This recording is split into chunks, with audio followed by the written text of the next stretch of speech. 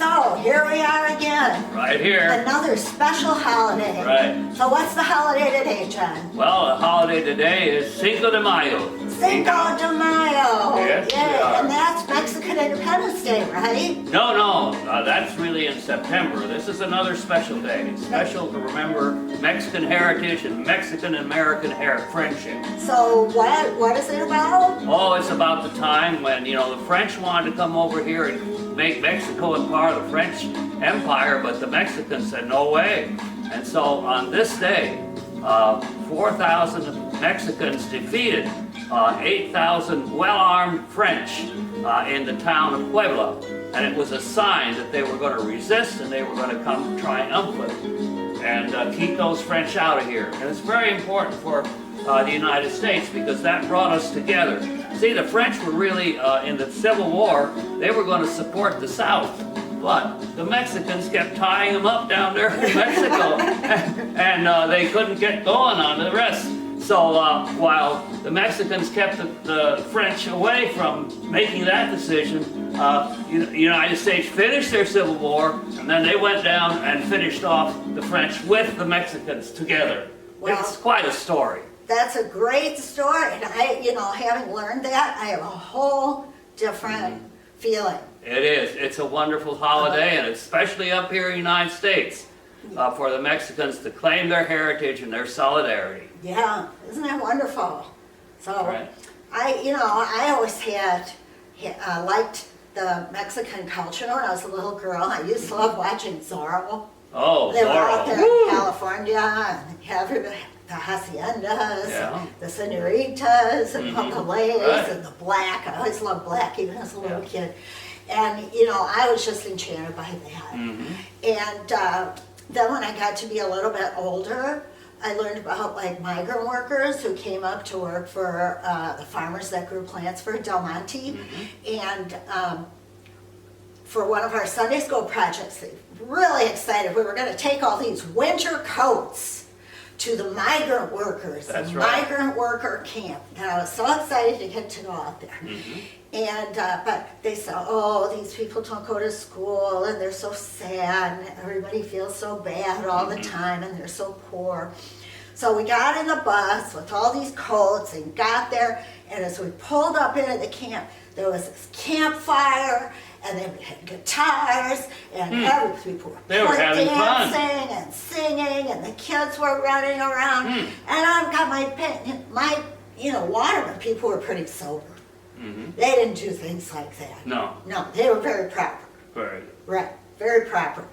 And I'm looking at this and I'm like, whoa, these people don't look sad to me. And then they came on the bus and they said, okay, we're going to take the coats now. And they even let us get off the bus. They said they invited us to come eat with them. That's right. That's what they always do. They did have wonderful food, I bet, and they did not let us eat with them. Oh, that's too bad. And I was like, I want off the bus. I want to go live with those people. Well.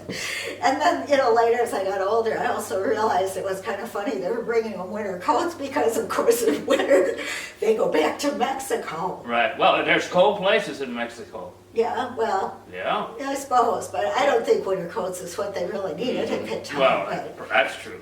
anyway, school books might have been Yeah. better. Anyhow, that was, just the liveliness of that. And the joy, it always stuck in my mind, and I always wish that church could be more like that, or community gatherings could be more like that. So we work on that, don't we, John? We sure do. We try to keep things lively. Keep lively, dance and sing. That's the way. Dance and sing. Now you actually went to Mexico. I did. I went a couple times, and the second time was really a big experience for me. And in that time, I went to the cathedral in Cuernavaca. And it was a wonderful experience because when they had communion, they had a mariachi band. And up here, it's often been so sober and solemn, and people just sort of have their heads down. But everybody was dancing up to receive the Holy Communion, to be at the table with Jesus. So as soon as I came back and came to our church, I said, we've got to have this. We've got to have something every Sunday. And after a lot of discussion, we did it, and for I don't know how many years, 20 years, 27 years while I was there, it was this celebration at gathering at the table. And then the other thing that happened there, and was a miracle. Yes. When I came back, my sermons just appeared, downloaded each week. And I didn't need a script, I didn't need notes. I was able to just let God speak through me and let it all happen. So, and everything I learned down there was just this community just has a great riches, great culture, great sense of the writers, everything down there is full. And we need to understand our solidarity. And of course, you speak Spanish. Como no, yo lo hablo bien y estoy tratando de seguir hablando. But I've heard Spanish people say to me, where is he from?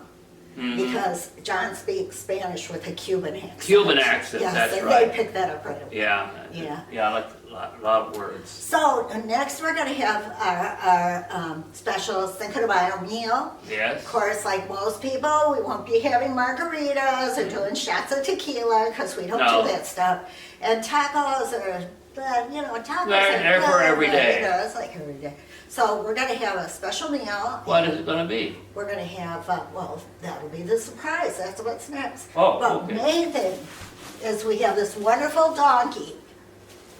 I think I love him.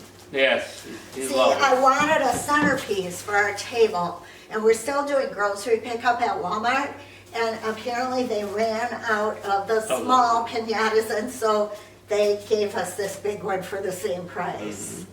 So he's he won't be our centerpiece. No. He's too big for a centerpiece. Yeah. But we have him, and he's going to be a permanent part of our family now, along with the dogs. Yeah. And you had a good name for him? I don't know. I was thinking of Francisco. Francisco. Very good. Francisco, the piñata monkey. Okay, well, we'll be moving on to the food next. That's right. And the dogs are excited about the Everybody's ready. Hey! Okay. Okay, so here's our food for tonight. We have this Mexican soup called pozole. It has tomatoes, it has chicken, it has salsa and peppers. Hominy too. Hominy. And so you put your pozole in the bowl like this. Yeah. And then there's all these toppings. So you put avocado, cabbage, cilantro, cheese, lime, radishes in it.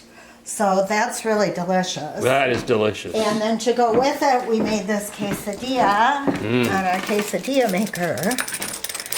And we're going to open that up and see how it works. There's a lot of good food in there. Cheese in there and stuff. And so that's what we're going to be eating. There's chicken and olives. Yeah, it has chicken and cheese. Artichokes, And olives, cheese. artichokes. Everything. Okay, so there you have it. This is our Cinco de Mayo celebration as we sit down to eat. And so, Viva Mexico! Mexico!